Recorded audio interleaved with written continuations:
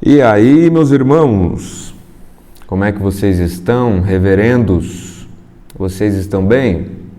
Eu estou bem também, graças a Deus. Obrigado por perguntarem, né? Nós iniciamos hoje, né? Estamos hoje iniciando mais uma aula da Escola Teológica Semeadores de Esperança. E nós estamos no na segunda aula do módulo O Reino dos Céus e a Igreja da Terra, o Reino de Deus e a Igreja dos Homens. E antes que eu inicie o conteúdo desta aula, eu gostaria de todo o coração mesmo, com toda sinceridade, né, agradecer a você que acredita nesse projeto, a você que acredita nesse ministério que eu tenho me debruçado, tá? Então, a sua contribuição é o que torna possível essa escola hoje, tá? Então, eu te agradeço. Eu gostaria muito de melhorar os equipamentos, etc., incluir a filmagem. Porém, no momento ainda é algo que não é possível para nós, né? Mas chegará o momento em que isso se tornará possível. Amém? Quando vocês forem orar, lembrem-se de mim, né? Orem a Deus também por mim, né? A Bíblia diz, né? Orando um pelos outros. Então, eu oro por vocês, vocês orem por mim. Amém? Então, quando você se lembrar, ore por mim e contribua com esse projeto. Beleza? Hoje o assunto é continuação da aula passada, né? Na aula passada, nós falamos sobre a diferença, ou melhor, algumas diferenças entre o reino de Deus e a igreja de Jesus, tá? A igreja edificada no nome de Jesus. O objetivo da aula passada foi único, né? Não foi duplo. O objetivo da aula passada foi demonstrar que reino de Deus e igreja não são a mesma coisa. Então, a partir desta conclusão, que reino de Deus e igreja não são a mesma coisa, nós precisamos, na verdade, construir um pensamento sólido, né? Retilíneo, não contraditório, fazer uma definição assim do que seria reino de Deus e fazer uma definição do que seria igreja. Então eu resolvi começar pelo mais fácil, que é pela igreja, né? Eu acredito que é mais fácil definir o que seria igreja do que seria reino de Deus. E antes que eu vá direto já para o assunto sobre o que seria a igreja, eu gostaria de dizer, de fazer alguns esclarecimentos antes disso, que eu jamais aconselho ninguém a sair de qualquer igreja, tá? Então, se você está numa igreja, todo o ensinamento que eu te apresentar aqui não tem como objetivo te induzir a ser um cara que vai sair da sua igreja, ou um cara que vai começar a fazer divisões aí no meio da sua igreja, caçar brigas e confusões, tá? Negativo. Eu só aconselho uma pessoa a sair de uma igreja a partir do momento que congregar naquela igreja faz mal para esse indivíduo, né? Esse indivíduo vai congregar nessa igreja e sai pior do que entrou, se sente ferido, se sente triste, tá infeliz lá, né? Então, nesse caso, eu diria, então se retire, né? E volte a congregar a partir do momento que você encontrar o lugar que você se sinta edificado, né? E não destruído, beleza? Então, esse ensinamento que eu trago para vocês aqui tem como objetivo que a gente construa uma igreja realmente segundo o Evangelho, né? Então, que você possa fazer a diferença com amor no ambiente que você se encontra, e se isso não for possível, se você sentir no coração, até mesmo se retirar com respeito e tal, né? E um dia, quem sabe até iniciar um projeto ou auxiliar alguém no início de um projeto, de uma congregação, tá? Então, fique esses esclarecimentos também. E quando eu faço críticas, às vezes contundentes, às igrejas e aos líderes, eu gostaria de deixar claro também que eu acredito que a maioria dos líderes de hoje não são mal intencionados, tá? A maioria são não instruídos, não tiveram instrução o suficiente. O problema é que esses que não tiveram instrução, na maioria das vezes, não aceitam mais a instrução, né? Eles já se orgulham do seu tempo de ministério, de suas experiências ministeriais, né? E não se abrem mais para a instrução. Então acabam por perpetuar um ensino equivocado que no final das contas gera muita destruição, né? Edifica algumas coisas, mas gera muita destruição. Então o nosso papel é com amor instruir essa gente, tá? E nós vamos ser, como o nome da escola, semeadores de esperança, né? O Senhor nos chama para levar esse ensino de esperança, tá? Mas sem mais perca de tempo, vamos entrar no assunto de hoje, beleza? Se você não assistiu a aula passada, eu recomendo que você volte e assista para que você não fique assim perdido no assunto, tá bom? Pois bem, vamos lá, pessoal. Você que está com o seu caderno aí, tá? Pegue o seu caderno e comece a fazer as anotações aí. O texto que nós vamos começar, porque esse texto nós vamos demorar algumas aulas para analisá-lo completamente. Nós vamos começar hoje, nessa aula, a analisá-lo, é o texto de Mateus, capítulo de número 16, no versículo de número 13. E nós vamos partir da seguinte pergunta: o que é a igreja? Tá? Por que Jesus edificou uma igreja? Né? Se igreja é totalmente diferente do reino de Deus, se entrar no reino, se salvação tem a ver com entrar no reino, né? Se o Senhor nos chama para ser integrantes deste reino, né? Por que Jesus edifica uma igreja? Mateus capítulo de número 16, no versículo de número 13. E chegando Jesus às partes de Cesareia e Filipe, interrogou os seus discípulos, dizendo: quem dizem os homens ser o Filho do Homem? Quem diz os homens que eu sou? E eles disseram: um João Batista, outros Elias e outros Jeremias ou um dos profetas. E Jesus lhes disse: e vocês, meus discípulos, quem vocês dizem que eu sou? E Simão Pedro, tomando a iniciativa, respondendo, disse: tu és o Cristo, Filho do Deus vivo. E Jesus respondendo, disse-lhe: bem-aventurado és tu, Simão Bar-Jonas, porque não foi carne nem sangue quem te revelou isso, mas meu Pai que está no céu. Pois eu também te digo que tu és Pedro, e sobre esta pedra edificarei a minha igreja, e as portas do inferno não prevalecerão contra ela. E eu te darei as chaves do reino dos céus, e tudo que ligares na terra será ligado nos céus, e tudo que desligares na terra será desligado nos céus. Tá?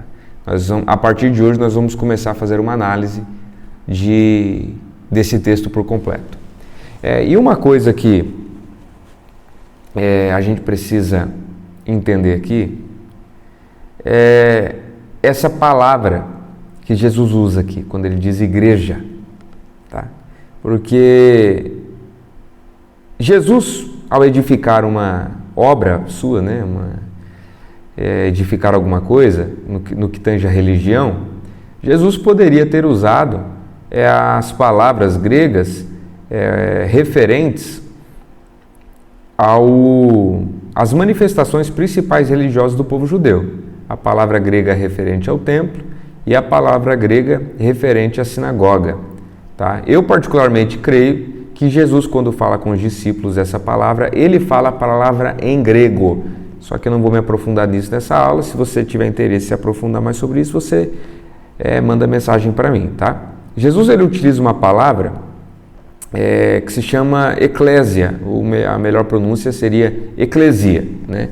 E surpreende, tem um autor que se chama Gerhard Kittel, que ele diz que é muito surpreso Jesus usar essa palavra, porque essa palavra não tem sentido de culto. Essa palavra não tem, tanto é a palavra que ele usa ali é cultico, essa palavra não é uma palavra cultica. Essa palavra é uma palavra profana, não no sentido de ser imundo, mas profana no sentido de que não tem a ver com as atividades sagradas. Não tem a ver com a atividade de um templo, não tem a ver com a atividade da sinagoga. Sinagoga e templo não têm a mesma função para o povo judeu, todavia são as duas principais manifestações religiosas para aquele povo. Tanto é que um autor, Henry Daniel, no livro A Vida Diária nos Tempos de Jesus, ele afirma que provavelmente surgiu ali um atrito entre sinagoga e templo. Um dia a gente fala mais sobre isso. Tá?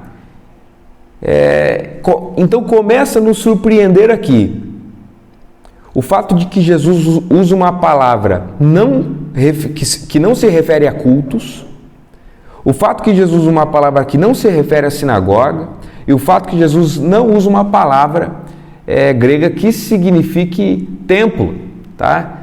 Aí alguém diria assim, eu me lembro que tem uma frase do Harold Kushner, de um rabino, no livro Por que Coisas Ruins Acontecem a Pessoas Boas, e tem um momento que é muito interessante. Um rapaz, filho, chega no pai, descrente, ateu, e pergunta para o pai assim, pai, por que você vai na sinagoga se você não crê em Deus? Aí o pai dele responde assim, meu filho, as pessoas vão numa sinagoga pelas mais variadas razões. O meu amigo Paulo vai na sinagoga para falar com Deus. Eu vou na sinagoga para falar com Paulo. Né? O que nos motiva a ir à igreja? E o que nos motiva a ir à igreja, normalmente, é o mesmo motivo que motivava pessoas a irem à sinagoga e irem ao templo. É a mesma coisa. Né? Hoje a nossa igreja a igreja hoje em dia é basicamente cópia de uma sinagoga. Você ia numa sinagoga, tinha uma mesa lá parecida com um púlpito, né? As pessoas faziam a leitura da lei ou dos profetas, alguém compartilhava um ensinamento e as pessoas deixavam oferta. Agora, o templo tem a ver com a adoração. Quando se tratava de culto, de adoração, o pessoal ia para o templo. No templo também que davam dízimos, né? O templo ali em Jerusalém, na época de Jesus, haviam gigantescos espaços subterrâneos lotados de tesouros. O pessoal levava lá os seus dízimos. Hoje a igreja hoje em dia tem sido um híbrido entre a sinagoga e o templo, idêntico. Tá? Idêntico em basicamente tudo. E se esquece que Jesus usou o termo eclésia, ou eclesia. Né?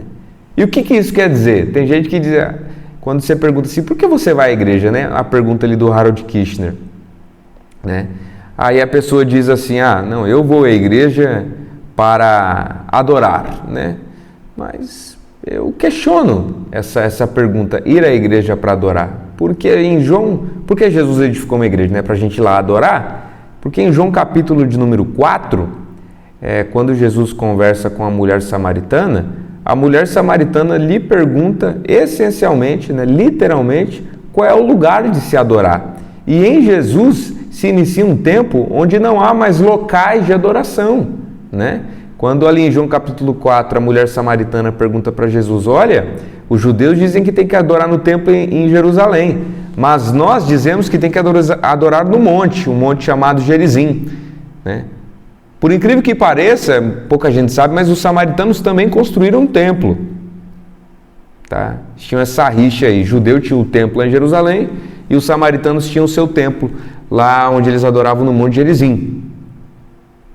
E cada um está falando que o local certo de adorar é no templo A e no templo B. Parece briga hoje em dia de católico e evangélicos, né? Qual que é o lugar certo de se adorar?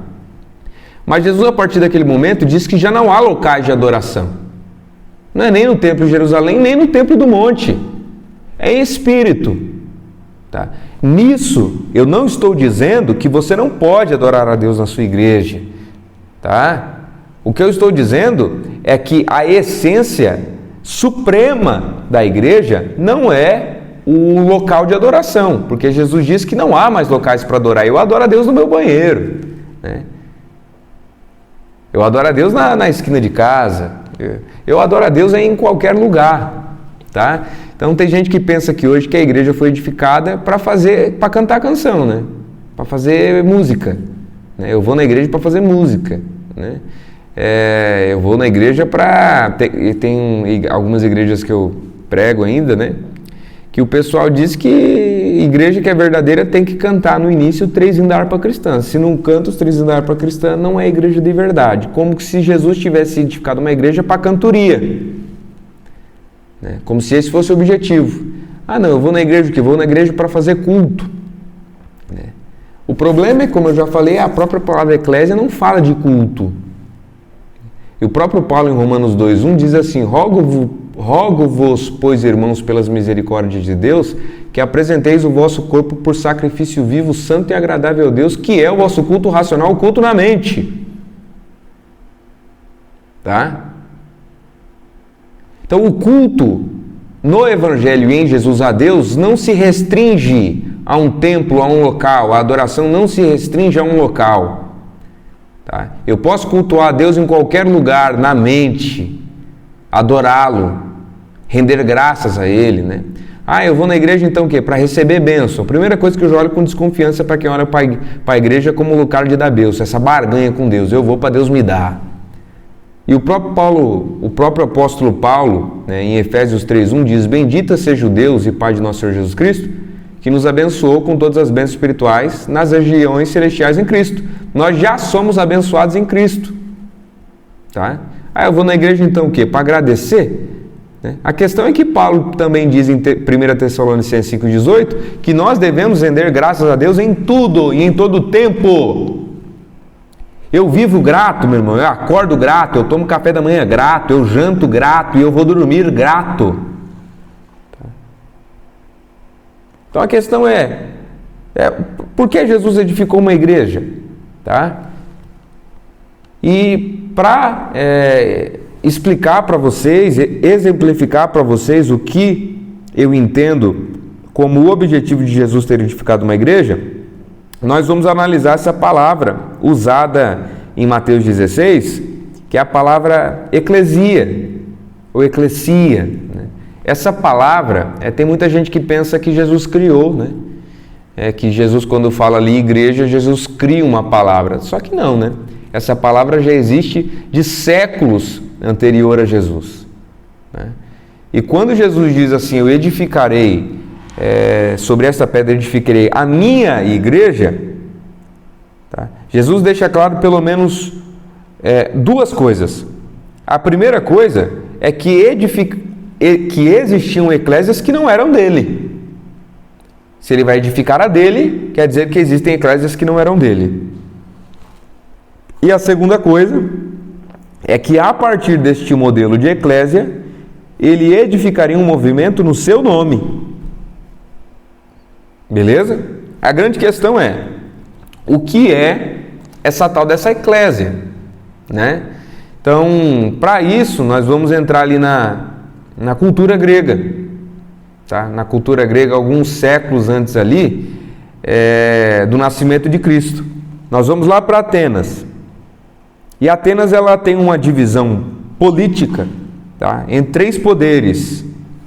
Assim como hoje nós temos o judiciário, legislativo e executivo, em Atenas... Por que eu estou falando de Atenas, meus irmãos? Porque a palavra eclesia é uma palavra grega.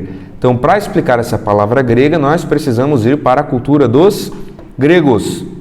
E essa palavra eclesia é uma palavra grega, da cultura dos gregos. Então, nós estamos em Atenas ali.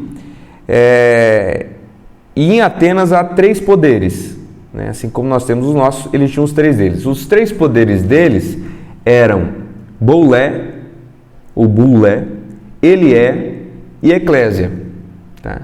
Existem vários filósofos, historiadores que citam a palavra eclésia, tá?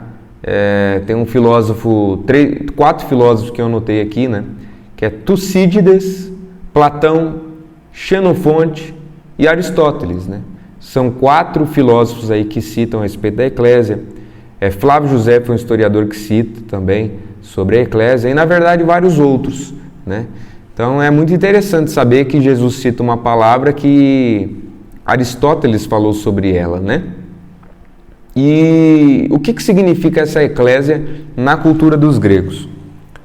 Pois bem, vamos lá, ó. Se coloca aqui na cultura dos gregos, tá? 10 tribos. Se você tiver com o caderno aí, escreve assim, ó, Atenas. E embaixo coloca 10 tribos. Beleza? Haviam 10 tribos em Atenas, numa certa época. Dessas 10 tribos, era feito um sorteio para que não houvesse favoritismo, né? Para que não houvesse os preferidinhos, né? Para que não houvesse corrupção, né? Muito diferente hoje até às vezes das nossas igrejas de hoje em dia, onde são impérios passados aí de pai para filho, né? Muito diferente. E lá havia esses sorteios dessas 10 tribos, elegendo 50 pessoas de cada tribo, beleza? É possível que os apóstolos ali no início, em Atos dos Apóstolos, quando eles fizeram um sorteio para eleger o substituto de Judas, tá?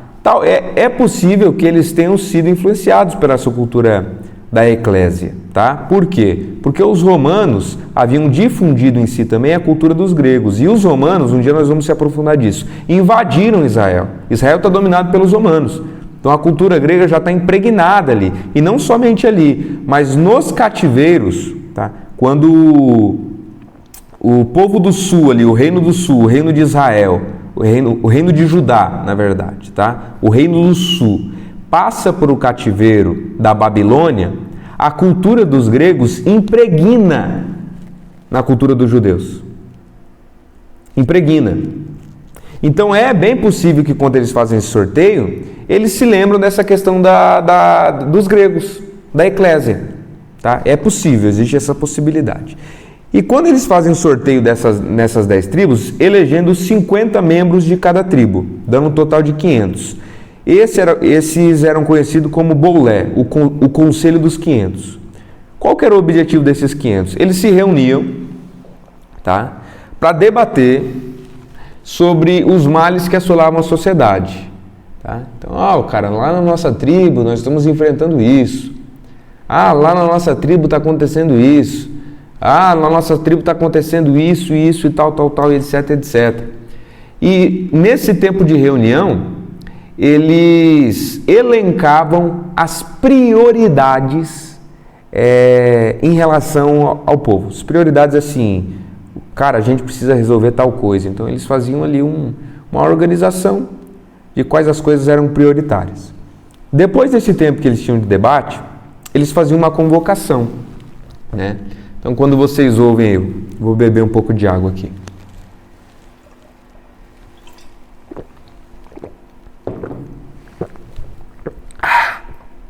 Nossa, fala muito da sede, hein? Vamos lá. Quando vocês ouvem por aí o dizer que eclésia e igreja chamados para fora, realmente essa eclésia tem a ver com essa palavra, significa etimologicamente isso, convocados para fora. Porém, fica mais profundo quando a gente olha para aquele contexto dos gregos. Quando a Boulé terminava de elencar as prioridades, os problemas sociais, eles faziam uma convocação. Essa convocação se chamava eclésia. É quando as pessoas são chamadas para fora, são convocadas para fora. Elas saem para fora de suas casas e vão até o local da reunião, que era ali perto das redondezas de um local que se chamava Ágora. Eles se reuniam em um lugar que se chamava, eu não sei qual que é a pronúncia correta, mas se chamava Penix, tá? Era ali na beira ali de um monte perto de Ágora, tá? Alguns dizem que era na própria Ágora, que era um espaço lá de conversa, mas isso pouco importa, tá? E quando a eclésia era reunida lá, aproximadamente 6.000 homens, a Boulé, que é essa reunião dos 500, se apresentava para a eclésia e apresentava para a eclésia ou para a eclesia os problemas sociais. Tá? Então vamos lá, a Boulé chega e apresenta para a eclésia. Ô eclésia, está acontecendo isso em tal lugar, nós temos um problemão sério com isso. que a gente faz? Aí a eclésia começava a debater, começava a conversar, né, sobre o que fazer, qual é a decisão a se tomar. Várias propostas eram apresentadas, né? Alguém falava uma coisa, alguém dava uma ideia X, alguém dava uma ideia Y para resolver o problema. Depois das ideias serem apresentadas, era feita uma votação, né? E essa votação decidia qual caminho a sociedade iria tomar para resolver aquela questão, né? Olha o que o Aristóteles diz sobre a eclésia, né? Aristóteles descreve a eclésia como fórum credenciado para decidir a paz e a guerra, para a construção e rompimento de alianças, para a promoção de leis, bem como para aplicá-las, né? Então, a eclésia ela nasce, meus irmãos, como uma resposta para os males da sociedade, tá? Quando uma eclésia está sendo reunida e a eclésia termina, a reunião da eclésia termina, nós temos algumas certezas, né? A primeira certeza que nós temos é que, ao se reunir, é que é um povo que vai se reunir para resolver algum problema. E quando ela termina, nós temos a certeza de que nós temos a solução agora daquele problema. Tá?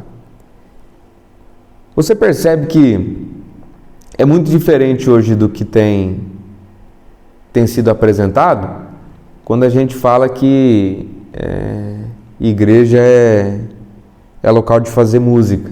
Que eu não estou dizendo que eu sou contra isso e tal, tá? Mas não se resume a isso. Eclésia é uma resposta para as necessidades humanas. Tá? Nós vemos isso ali em Atos dos Apóstolos, pelo menos ali 2 vezes, né? Nós vemos isso ali quando, por exemplo, os apóstolos convocam a eclesia, né? Quando eles tinham um problema. Qual o problema? O problema com as viúvas. Tinha algumas viúvas que estavam sendo desprivilegiadas na alimentação e tal, e aquela igreja sustentava muitas viúvas, e algumas estavam se deixadas de lado. Então eles falaram assim, nós temos que resolver esse problema. Fizeram uma convocação, alguém deu uma sugestão, todo mundo achou boa, diz a Bíblia, né? E aí, o que aconteceu? Eles fizeram uma votação para apresentar, para escolher, né, quem seriam os eleitos para cuidar das viúvas, né, que são os diáconos, né? O diácono mais conhecido aí é Estevão. Então você vê a convocação da eclésia com o objetivo de solucionar um problema que assolava a sociedade, um mal que assolava a sociedade, tá? Você vê isso ali também em Atos capítulo de... Isso aconteceu dos diáconos aí da fome das viúvas em Atos capítulo de número 6. Você vê isso acontecer também em Atos capítulo de número 11, ali no verso de número 28, se eu não me engano, quando um profeta chamado Ágabo prevê uma fome. E antes que essa fome venha, os apóstolos convocaram a eclesia novamente. Ela se reúne e começa a discutir o que eles fariam para se prevenir dessa fome que já viria, né? E aí, prevenindo, na verdade, não eram nem eles mesmos, eram mais um outro povo, que ali no texto diz sobre o povo da Judéia. Eles se reúnem para resolver o problema de outro, né? Olha só, glória a Deus. E eles dizem assim, nós vamos enviar ofertas para eles. E eles começam a enviar ofertas através de Paulo e Barnabé para o pessoal da Judéia, para evitar a fome deles, né? A Igreja de Jesus é uma resposta para as necessidades humanas. A Igreja de Jesus é uma resposta para os males da sociedade, tá? E meus irmãos, isso fica assim tão claro na leitura do Evangelho, quando Jesus fala para os discípulos, né, os caras que ele está formando para edificar uma igreja: olha, vocês precisam ser sal dessa terra, tá? Vocês precisam salgar essa terra. Vocês precisam ser luz desse mundo. Porque a eclésia de Jesus, ela não é simplesmente um lugar de eventos religiosos, né? A eclésia de Jesus não é um lugar que foi edificado por Jesus para o pessoal ficar no reteté. A eclésia de Jesus não é um lugar que tem como objetivo simplesmente o pessoal ficar caindo, gritando, às vezes incomodando os vizinhos com som alto, né? Não. A igreja de Jesus é a coletividade do que um cristão já é na sua individualidade.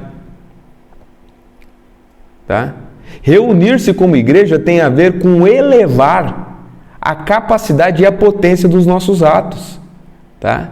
Por exemplo, eu sozinho, eu alimento um faminto. Né? Tem um irmão com fome, Jesus diz: eu tive fome, deste-me de comer. Né? Então eu sozinho, eu alimento um faminto. Agora nós reunidos, a gente junto como eclésia, nós alteramos, nós mudamos, nós subvertemos uma estrutura social que gera fome. Tá? Sozinho eu mato a fome do faminto. Em conjunto eu tiro o faminto da situação de fome e mudo a vida dele. Tá? Aí tem gente que aí como eu disse, tem gente que pensa que Jesus edificou uma igreja para eu ir lá e ficar cantando lindo, lindo, lindo és. Cantar 3 louvores da harpa cristã ou do cantor cristão. Já disse, não tem problema em cantar. Agora, resumir a igreja a isso, tá? É um desrespeito. Tem gente que pensa que Jesus edificou uma igreja para a gente ir lá, ficar uma vez por semana batendo palmas, sentar a bunda na cadeira, levanta, senta, levanta, senta, levanta. E ouvir às vezes uma pregação vazia, fraca, rasa, às vezes cheia de gritaria, cansa até os ouvidos, né? Tem gente que pensa que Jesus edificou uma igreja para a gente ir lá e ficar chorando, né? Eu já ouvi dizer aí numa igreja que eu congreguei, que para você saber se o Espírito Santo está realmente no culto é ver se tem lágrimas. Como se Jesus tivesse edificado uma igreja para ficar desestabilizando as pessoas emocionalmente para elas ficarem chorando. Aí o cara vai lá, aluga um prédio, coloca lá a placa Igreja do Cão, né? Fala para você ir lá uma vez por semana, dá o seu dinheiro lá, dá o seu dízimo lá, ajudar a manter aquele lugar, pagar as contas, e como se aquilo fosse igreja. Como se a estrutura fosse a igreja. A grande questão que eu te pergunto é: qual é a razão de ser da sua igreja? Qual é a razão de ser igreja? Né? Igreja, meus irmãos, como eu já disse, é uma resposta para as necessidades humanas. Tá? Você pega ali, eu te indicaria um livro aí, se chama A Vitória da Razão. O como você analisa ali a história da igreja, o como a igreja sempre se preocupou em ser resposta para os males sociais, ser resposta no sentido de alterar o rumo da história.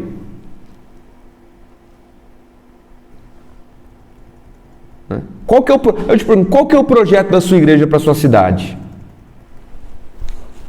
Ah, não, o projeto da minha igreja é crescer a igreja. O projeto da minha igreja é fazer evento para ganhar mais membros e esses membros ganhar mais membros. Não, o projeto da minha igreja é ficar fazendo culto.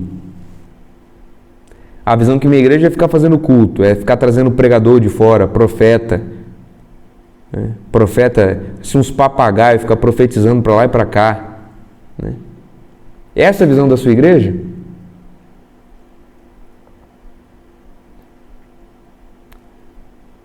Eu gostaria que você começasse a refletir sobre o objetivo de ser igreja. E o que você tem... E o que você percebe da igreja de Jesus realmente da sua igreja?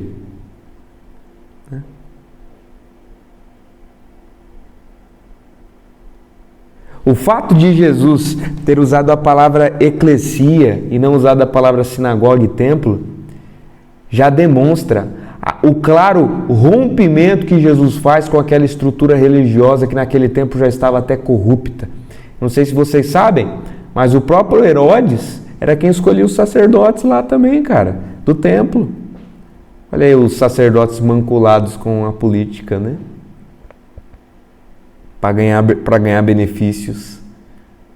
Jesus rompe com essa estrutura e a gente copia essa estrutura, né? Aí todos os textos que se referem a templo, a gente diz como se fosse a igreja. Por exemplo, principalmente o texto de Malaquias 3, trajei todos os dízimos à casa do tesouro. A casa do tesouro fala sobre templo. Jesus não edificou um templo, pelo amor de Deus. Jesus edificou uma eclesia. E para resumir para vocês, eclesia é o seguinte: você que está me ouvindo aí, meu aluno, eu vou tentar fazer com que essa aula seja mais curta, porque alguns alunos pediram para que as aulas fossem um pouco mais curtas e não tão longas como foi a última. Tá? Mas você que está me ouvindo aí, você é um integrante do reino de Deus. Ser salvo é ser um integrante do reino de Deus, que tem todas aquelas características que eu apresentei. É invisível, é infinito, está do lado de dentro. Você é salvo por ser um integrante do reino. E todos aqueles que são integrantes do reino são chamados para serem imitadores de Jesus em todos os aspectos da vida. E quando Jesus fala sobre eclesia, ele diz que esses filhos dele, que já são integrantes do reino, em nome de um bem comum, em nome de um bem maior, eles se reuniriam. Tá? Aí o pessoal, você viu como o pessoal às vezes inverte tudo? Porque hoje é como se a igreja hoje tivesse feito um monopólio. A igreja que eu falo, essa igreja que a gente vê, tivesse feito um monopólio do reino de Deus e você só entra no reino de Deus quando vai para lá. Quando na verdade, Jesus edifica uma eclésia sobre gente que já é integrante do reino. Ou seja, você é integrante do reino e por ser integrante do reino e ser movido pelo amor de Jesus, você se reúne com um, com dois, ou com três, ou com mais tantos, para resolver o problema do outro. Leia as cartas, meus irmãos. Veja como a igreja é carregar o fardo uns dos outros, comunicar as necessidades uns aos outros. Você vê ali em Atos ali, os apóstolos preocupados em matar a fome das viúvas. Eles sustentavam, era praticamente uma previdência dentro da igreja para gente que na época não tinha aposentadoria. Tá? Aí nós vemos a preocupação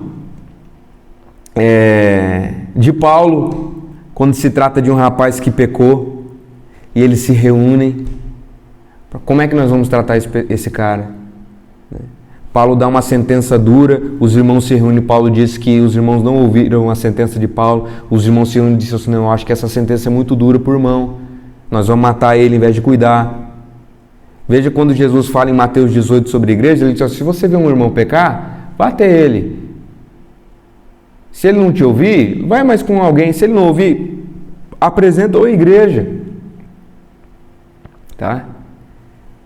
Você vê a igreja sempre como a reunião de integrantes do reino com o objetivo de ser resposta para os males sociais. Meus irmãos, a sua igreja tem sido igreja? Quando foi que a última vez que a sua igreja se reuniu para fazer um projeto? Se, meus irmãos, nossa sociedade, nossa cidade está tendo tal mal, nós precisamos fazer alguma coisa para mudar isso. Não.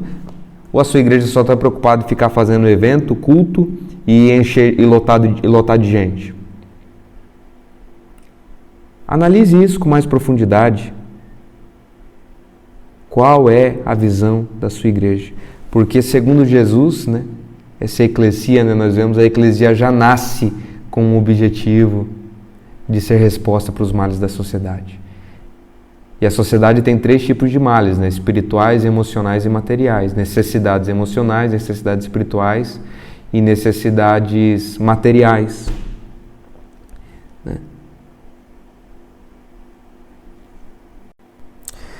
Por que você acha que Jesus diz em Mateus 18, onde estiverem 2 ou 3 reunidos em meu nome?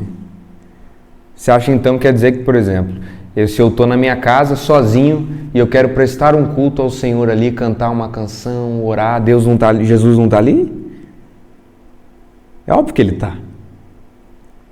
Quando Jesus fala de igreja no sentido de 2 ou 3, Ele está dizendo de um e mais outro que se reúnem em prol de um outro.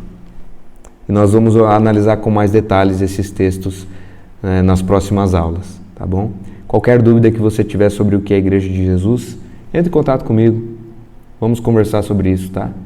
E aí um amigo meu, né, que ele é aluno aqui na nossa escola, ele enviou mensagem para mim e falou assim: Luiz, o Josiel é o melhor baterista que eu já conheci aqui em Curitiba, cara.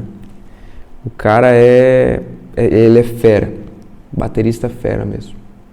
Ele falou assim pra mim, assim: Luiz, se a gente for analisar essa igreja aí do jeito que você diz, nenhuma passa, né? Nenhuma passa. E aí, parece que as pessoas hoje estão tão assim, desiludidas com a igreja, que olham praticamente como o pessoal olha para a política, né? Todo mundo corrupto, é assim desse jeito, né? E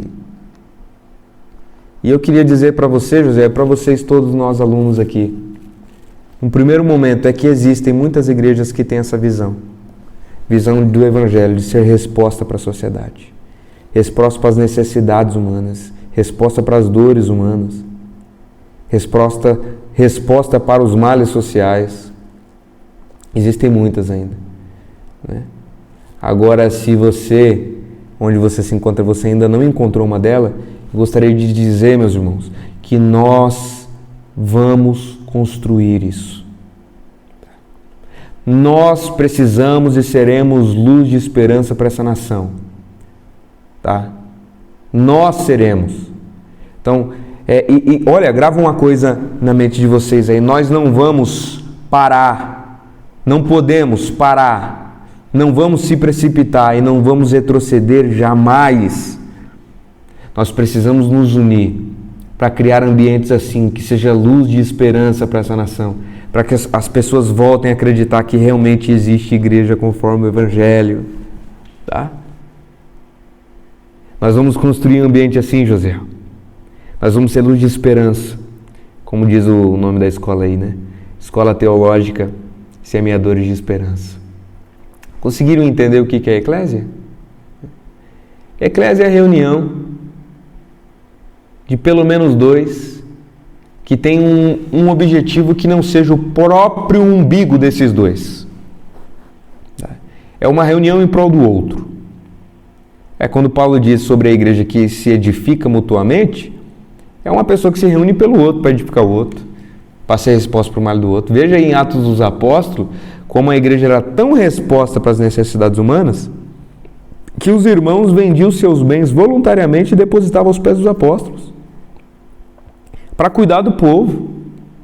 Agora esses pastores hoje em dia, me perdoam, esses pilantra, magnata da fé, cafetão evangélico, enriquecendo às custas dos irmãos, enriquecendo em nome de Deus, olhando para o próprio umbigo, enquanto a eclésia nasce, na verdade, para olhar para o outro. Pense sobre isso. Que Deus te abençoe. Que o Senhor Jesus faça resplandecer sobre você a vossa luz. E que o Senhor Jesus te abençoe por todos os seus caminhos. Se você não se lembrou de nada do que eu disse, se lembre de uma coisa: eclésia, igreja, é uma resposta, é a resposta de Deus para as necessidades humanas. É a resposta dos integrantes do reino de Deus para as necessidades humanas. Eclesia é uma reunião de no mínimo dois que tem como objetivo responder a necessidade de um outro, quer seja necessidade emocional, espiritual ou material. Tá? Então, quando você está conversando comigo e você vem: Luiz, rapaz do céu, tal pessoa está com tal dificuldade, cara, tal pessoa está numa depressão, velho, vamos fazer alguma coisa para tirar ela dessa depressão. E não tem placa, às vezes não tem nem culto. Percebe que não tem a questão cultica? Às vezes não tem evento religioso nenhum, mas é um e outro que se reúne em prol de alguém. Qual foi a última vez que sua igreja fez isso? Ah, minha igreja fez isso. Ah, fez, tem 90 mil anos de história. Fez o quê? 5 vezes? Ah, a igreja tem 10 anos de história. Ah, não, fez 1 ali, 2 aqui, 3 aqui. Sendo que, na verdade, essa é a essência primária da igreja. Como eu disse, qual é o projeto que a sua igreja tem que não vise ela mesma? Que não vise o seu próprio crescimento?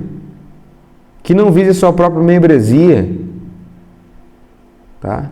Que não vise o seu próprio sustento? Que venhamos ser eclésia de Jesus. Que venhamos ser aqueles que tenham coragem, fé, ousadia e perseverança para construir ambientes assim. Amém? Fiquem com Deus, meus irmãos. Qualquer dúvida, estou aqui.